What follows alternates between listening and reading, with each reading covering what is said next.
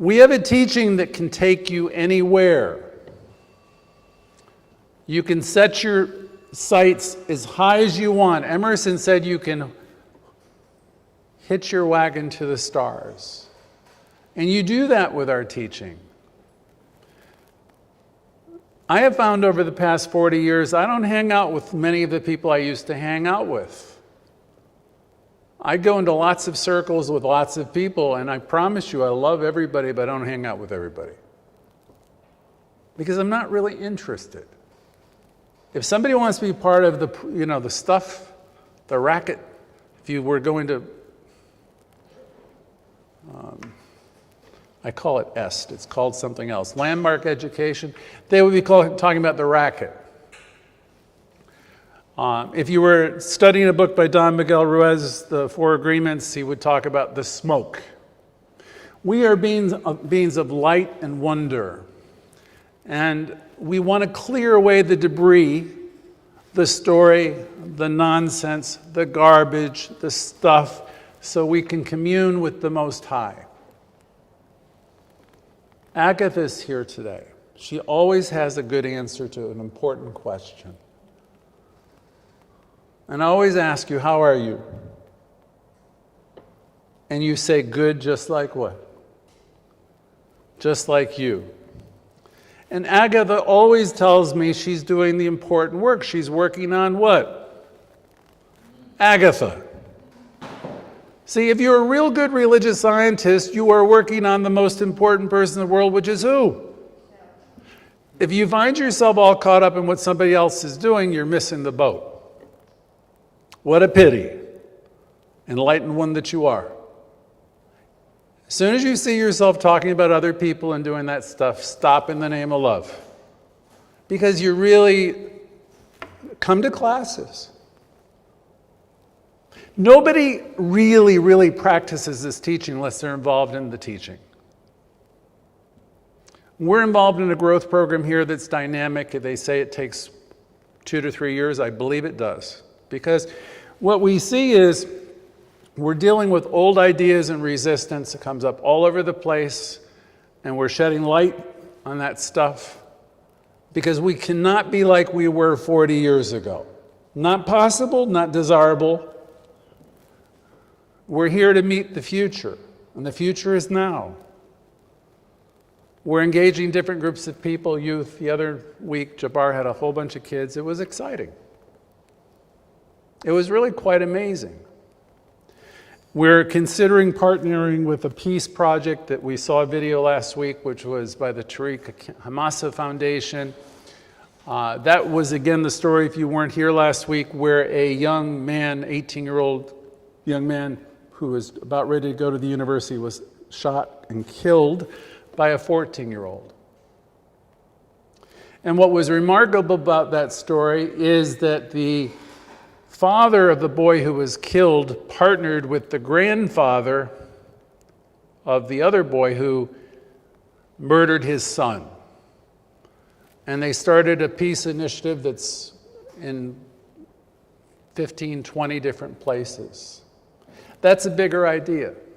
And they're taking this work and they're taking it into schools and they're talking about peace. We want to be a part in the center of a bigger idea. We needed to find one. We were looking. Part of our growth model is to find something that the youth, in particular, will be interested in supporting. And what I'm finding in this discussion, this is something that's of interest to everybody, the young and the older and everybody in between. So we consider that as we move forward. So how do we increase our good? We're back to this simple little writing of Dr. Holmes.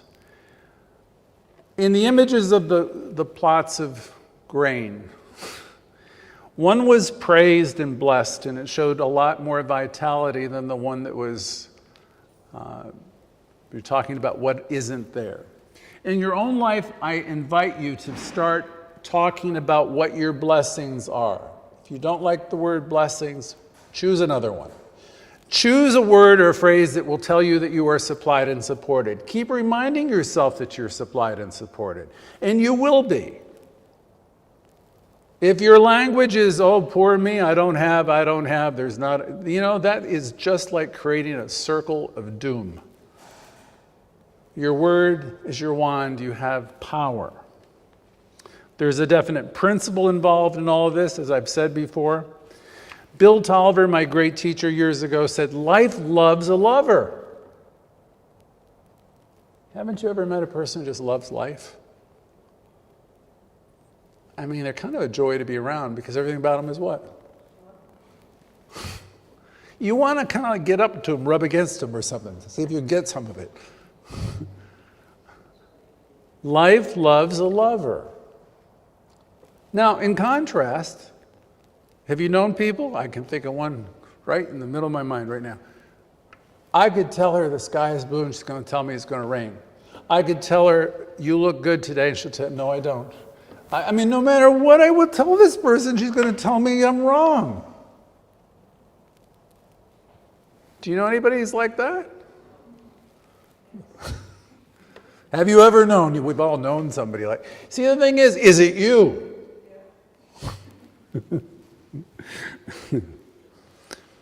When you think of all these examples in the fields that we showed you on the screen, how can it be any different for us?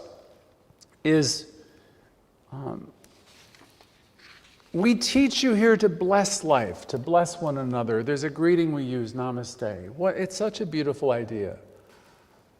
Sometimes I'll say, look to the right, look to your left. There's probably a screen up there for namaste someplace. But what does the word mean? There it is. What's happening up there? Look to your right, look to your left. Say hello to people. The spirit in you, the truth in you, the love in you is to see it in another.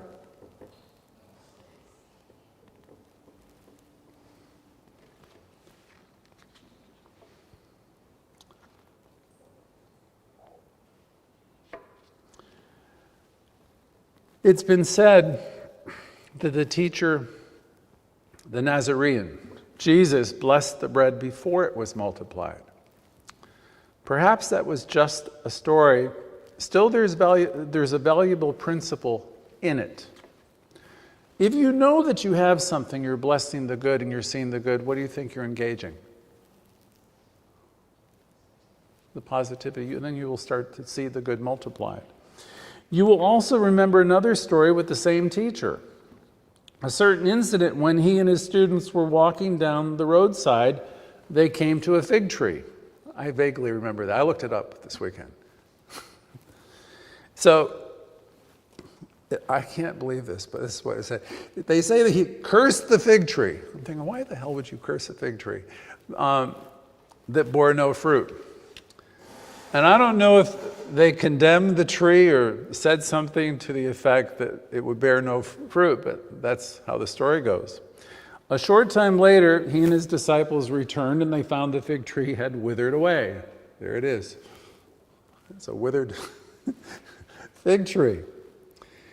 And as we consider these very old stories, because they're pretty old stories, they're ancient stories, we may wonder if we are really blessing life. I'm thinking of my plants in my front yard in Florida, how tropical, and it looks like Jurassic Park. I don't know if it was playing music or blessing. There was no female voice. I don't know what was happening, but they were growing, right? It didn't look like this. What about your own beautiful life? Are you blessing it? Are you grateful for your body? Are you grateful that it works so well? Are you grateful for your sight, your ability to think and consider, and to love and to laugh? Do you come from a place of gratitude?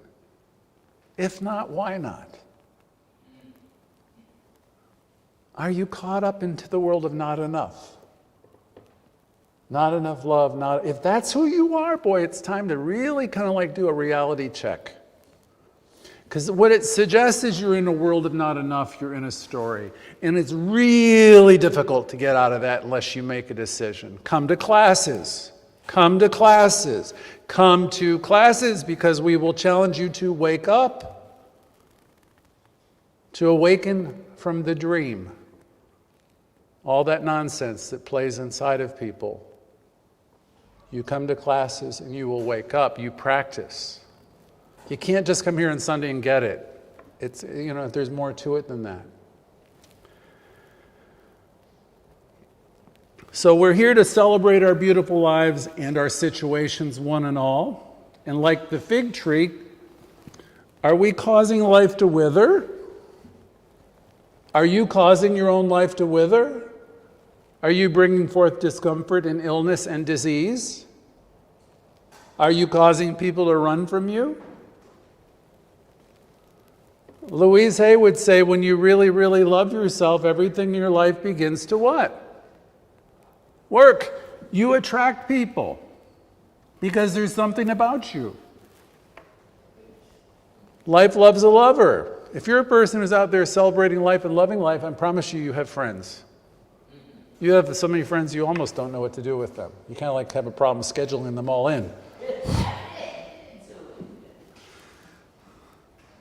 I'm glad I moved to New York a couple years ago because I'm right in the middle of it, and every day is an exciting adventure because it can be and it will be if you what?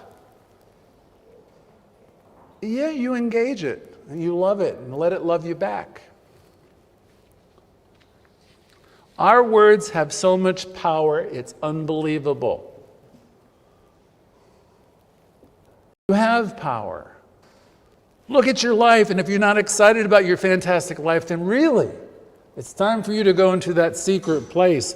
Go into your bathroom, look in the mirror, and start having a conversation with the most important person in the world. It's about time. If you're talking about other people, what a pity.